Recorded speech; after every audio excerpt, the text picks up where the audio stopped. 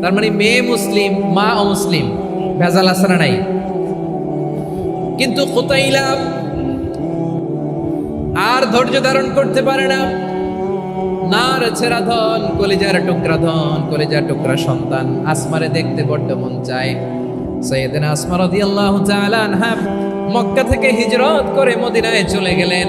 হুদাইবিয়ার পর যখন মক্কা মদিনার ট্রাফিক স্বাভাবিক হলো, মক্কার লোক মদিনায় যায়, মদিনার লোক মক্কায় আসে। কুতাইলা কলিজার টুকরা সন্তান আসমারে দেখার জন্য কিছু উপহার নিয়ে বিশাল মরু পথ পাড়ি দিয়ে মক্কা থেকে মদিনায় যায়। সুবহানাল্লাহ বলেন। এখন মা আসছে মেয়ের সাথে দেখা করতে, মেয়ে তো আর দেখা দেয় না।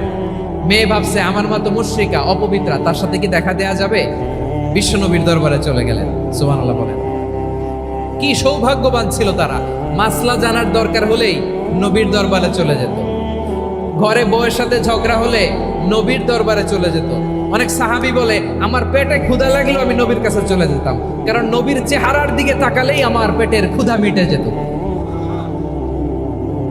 সাইয়েদনা আসমা রাদিয়াল্লাহু তাআলা আনহা বিশ্বনবীর কাছে চলে গেলেন, যে বললেন ইয়া রাসূলুল্লাহ ইয়া হাবিবাল্লাহ ইন্না উম্মি কাদিমাতুন ইলাইয়া ওয়া হিয়া রাগিবা। আমার মা মক্কা থেকে অনেক দূর মরুর পথ পাড়ি দিয়ে উপহার সামগ্রী নিয়ে মদিনায় আমার সাথে দেখা করতে এসেছে গো নবী। আমার জানতে বড্ড ইচ্ছে হয় আমি আমার মুশরিকা মায়ের সাথে একটু দেখা করতে পারবো কিনা। আফা আসিলুহা, আগে যেমনি আমি আমার মায়ের সাথে ভালো আচরণ করতাম, যেমনি আমি আমার মায়ের সাথে সদাচরণ করতাম গো নবী, এখন আমি মুসলিমা, মা মুশরিকা, এখনো কি আগের মতো সদাচরণ করতে পারবো নাকি? বিশ্বনবী বললেন নাম সিলিহা, হ্যাঁ রে আসমা, অবশ্যই অবশ্যই, আগে ঠিক যেমন তুমি তোমার মায়ের সাথে ভালো আচরণ করতে, এখনো তেমনি আগের মতো ভালো আচরণ করবা। আওয়াজ করে পড়েন সুবহানাল্লাহ। কি ইসলাম আমরা পেয়েছি, কত ব্রড মাইন্ডেড আমাদের ইসলাম। ও হয়েছে মুসলিম, মা বাপ হিন্দু, এখন মা বাপ কি বাদ? হ্যাঁ, মা বাপ বাদ দেয়া যাবে?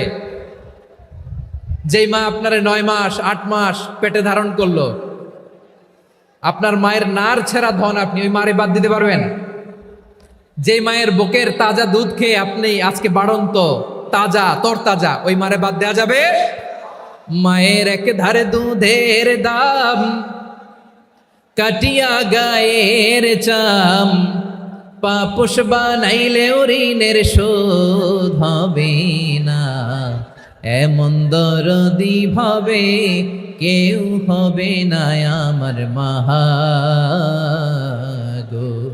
মায়ের এক ধারে দুধের দাম, কাটিয়া গায়ের চাম, পাপোশ বানাইলেও ঋণের শোধ হবে না, এমন দরদি ভাবে কেউ হবে না আমার মাহা গো। ঠিক কিনা?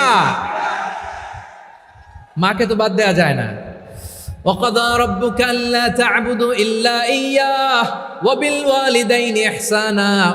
আল্লাহ বলে অবধারিত 2টা ভার্ডিক্ট তোমাদের জন্য, এক আল্লাহর ইবাদত করবা আর মা বাবার প্রতি ইহসান করবা। আদেশটা কার?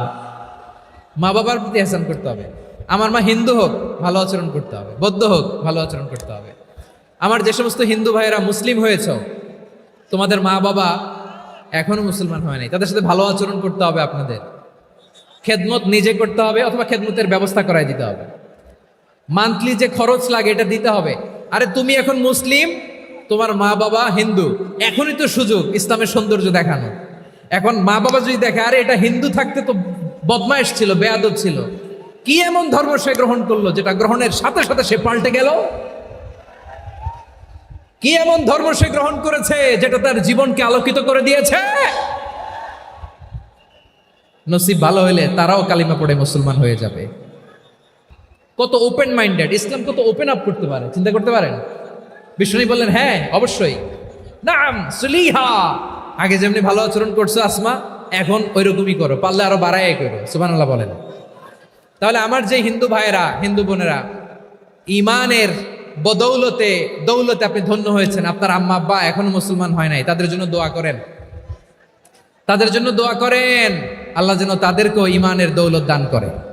আমরা সবাই পড়ি আমিন, আরো জোরে পড়েন আমিন। এখন বলেন, ইসলাম কি ন্যারো মাইন্ডেড রিলিজিয়ান না ব্রড মাইন্ডেড? লালমনিরহাটের যুবক ভাইরা আওয়াজ করো, ইসলাম কি ন্যারো মাইন্ডেড না ব্রড মাইন্ডেড? কতটা ব্রড মাইন্ডেড দেখেন। বিশ্বনবী সাল্লাল্লাহু আলাইহি সাল্লাম অমুসলিমরা যদি নবীকে উপহার দিত, ওই উপহারও বিশ্বনবী গ্রহণ করতেন। সুবহানাল্লাহ পড়েন। আপনার অমুসলিম বন্ধু যদি উপহার দেয়, সেটাও আপনি নিতে পারবেন, যেটা নেওয়া জায়েজ। কিন্তু আপনার বন্ধু যদি আপনার মদের বোতল দেয়, নিতে পারবেন? হ্যাঁ, মদের বোতল দিলে পারবেন না। আপনার বন্ধু যদি আপনার পর্ক দেয়, পর্ক, শুকরের গোশত মিশ্রিত কোনো খাবার, ওটা নিতে পারবেন না। হালাল যে কোনো জিনিস নিতে পারবেন। বিশ্বনবী সাল্লাল্লাহু আলাইহি ওয়াসাল্লাম অমুসলিমদের দেয়া হাদিয়া গ্রহণ করতেন। কেমন নবী ছিলেন? আমার নবীরে চিনে নেন, আমার নবীর অ্যাটিটিউড জেনে নেন। বিশ্বনবী সাল্লাল্লাহু আলাইহি ওয়াসাল্লাম যখন কোনো জনপদে যেতেন, 3টা অপশন নিয়ে যেতেন। প্রিয় ভাইয়ের আওয়াজ করে বলতে হবে, কোনো জনপদে গেলে আমার নবীর অপশন থাকতো কয়টা? আমার মতো 3 আঙ্গুল উঁচু করে দেখান আর বলুন, আমার নবী কোনো জনপদে গেলে কয়টা অপশন নিয়ে যেতেন? 1 নম্বর অপশন, আসলিম তাসলাম। নতুন এলাকায় গেলে বলতেন আসলিম তাসলাম, ইসলাম ধর্ম গ্রহণ করো, শান্তিতে থাকবা, আমার ভাই হয়ে যাবো, আমরা ভাই ভাই। ইসলাম মানো, আমরা ভাই ভাই। অপশন নাম্বার কত? 1। যদি বলে না ইসলাম মানবো না, ওকে, অপশন নাম্বার 2, মুসলিম হওয়ার দরকার নাই, লা ইকরাহা ফিদ্দিন, ইসলামে কোনো বাড়াবাড়ি নাই। খ্রিস্টান আছো থাকো, বৌদ্ধ আছো থাকো, ইহুদি থাকতে চাও থাকো, কিন্তু আমরা যেহেতু রিজিওনাল সুপার পাওয়ার, আমাদের আন্ডারে থাকো, ট্যাক্স দিয়া থাকো, এটার বলে জিজিয়া। আলেম যারা আছেন বুঝবেন, এটার আরবিতে কি বলে? জিজিয়া। You pay us the tax, we will give you the security. তোমরা ট্যাক্স দিবা, আমরা সিকিউরিটি দিব, আমাদের আওতায় থাকবা, কেউ তোমাদেরকে আক্রমণ করতে পারবে না, আমরা নিরাপত্তা দিব। সুবহানাল্লাহ বলেন। এটা অপশন নাম্বার কত? আচ্ছা, বুঝে থাকলে বলেন, 1 নম্বর অপশন কি ছিল? ইসলাম। ইসলাম মানো, শান্তিতে থাকবা, ভাই ভাই, আমরা ভাই ভাই। অপশন নাম্বার 2, ট্যাক্স দাও, আমরা নিরাপত্তা দিব, মুসলিম হওয়া লাগবে না। এখন 1 নম্বরও মানে না, 2 নম্বরও মানে না, মুসলিম হবে না, ভালো, খ্রিস্টান থাকো, ট্যাক্স দাও, আমরা সিকিউরিটি দিব না, এইটাও মানি না। বিষ্ণু বলেন, তাহলে তলোয়ার আমাদের আর তোমাদের মাঝে ফয়সালা করবে।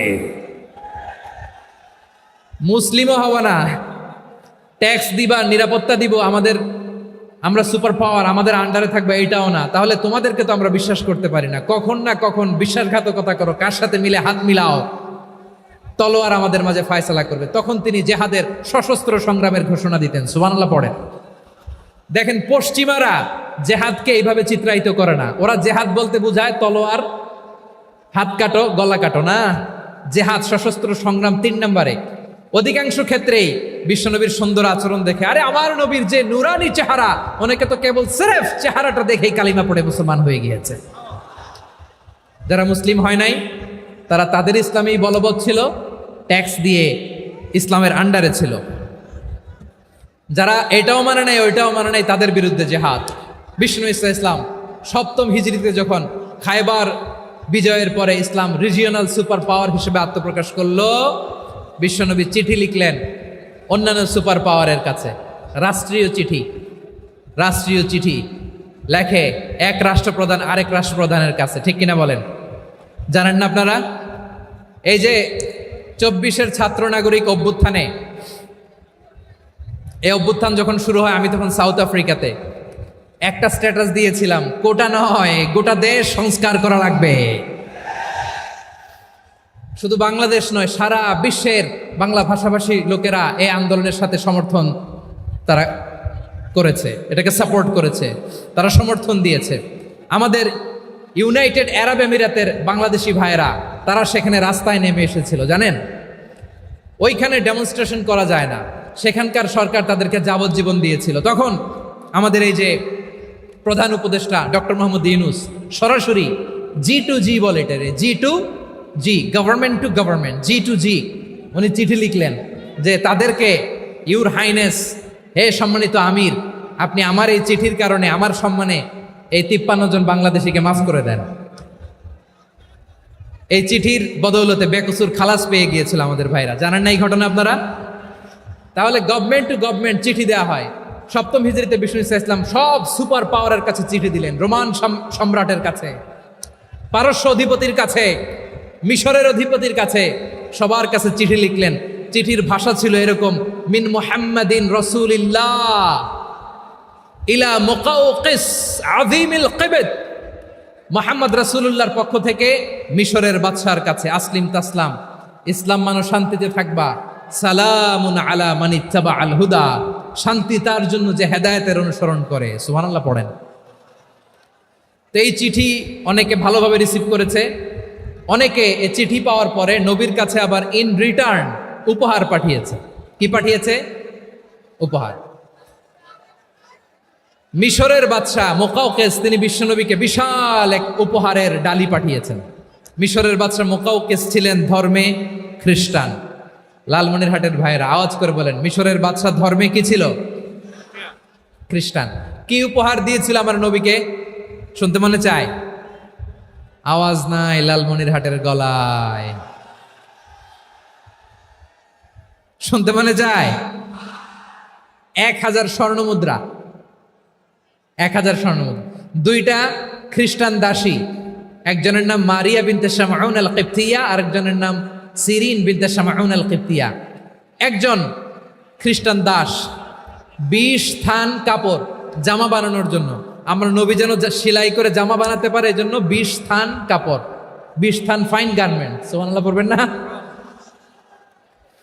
এরপরে একটা গাধা যেটার নাম ছিল উফাইর, আর একটা খচ্চর, এটার নাম ছিল দুলদুল।